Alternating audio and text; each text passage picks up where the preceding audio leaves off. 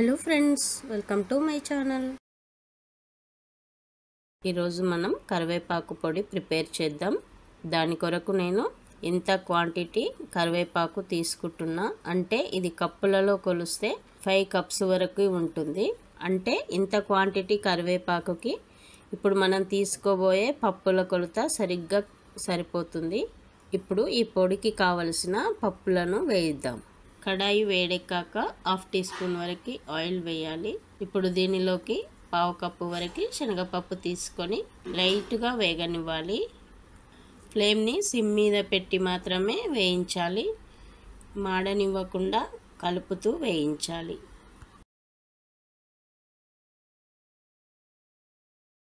ఈ శనగపప్పు ఇప్పుడు కొద్దిగా వేగింది కదా, ఇప్పుడు ఇంకొక 1/2 కప్పు మినపప్పు వేసి ఈ 2 పప్పులు కలర్ చేంజ్ అయ్యే వరకు వేయించాలి.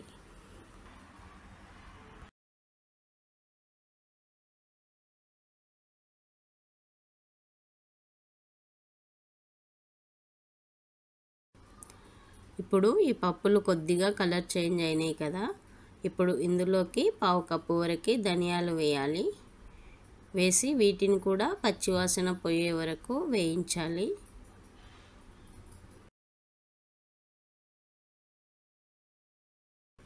ఇప్పుడు ఇవి కొద్దిగా వేగినాయి కదా, ఇప్పుడు ఇందులో 1 టేబుల్ స్పూన్ వరకు జీలకర్ర వేసి వేయించాలి.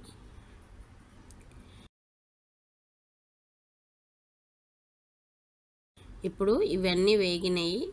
వీటిని తీసి ఒక ప్లేట్లోకి వేసి పక్కకు పెట్టాలి.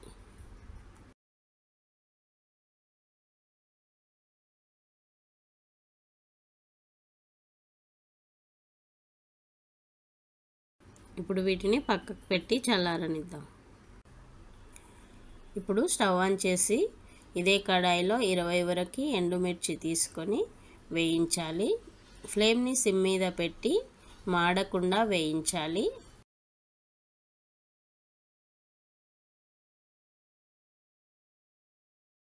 ఇప్పుడు ఇవి వేగినాయి కదా, వీటిని తీసి ఒక ప్లేట్లోకి వేసి పక్కకు పెట్టాలి.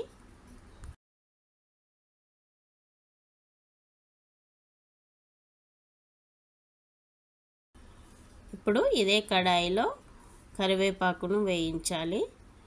కరివేపాకును ముందుగా శుభ్రంగా 2 సార్లు కడిగి ఒక క్లాత్లో వేసి తడి లేకుండా తుడ్చాలి.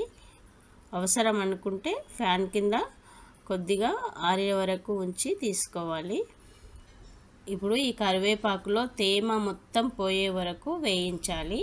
ఫ్లేమ్ని లో టు మీడియం ఫ్లేమ్లో పెడుతూ వేయించాలి. కొద్దిగా టైం పడుతుంది. కొద్దిగా నిదానంగా జాగ్రత్తగా వేయించాలి, మాడకుండా కలుపుతూ. అంటే ఈ కరివేపాకులో మాయిశ్చర్ మొత్తం పోయి ఇట్లా మనం పట్టుకుంటే సౌండ్ రావాలి, అప్పటి వరకు వేయించాలి.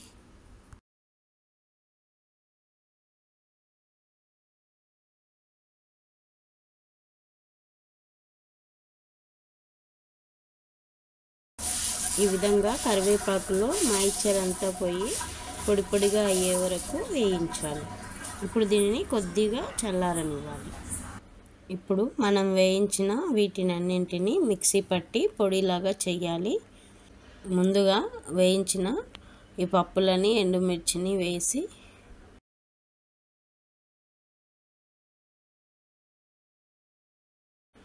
వన్ టీ స్పూన్ వరకు సాల్ట్ వేయాలి. అలాగే మనం వేయించిన కరివేపాకులో ఇప్పుడు సగం వేసి ఒకసారి మిక్సీ పట్టిన తర్వాత మిగతా సగం కూడా వేసి మిక్సీ పట్టాలి.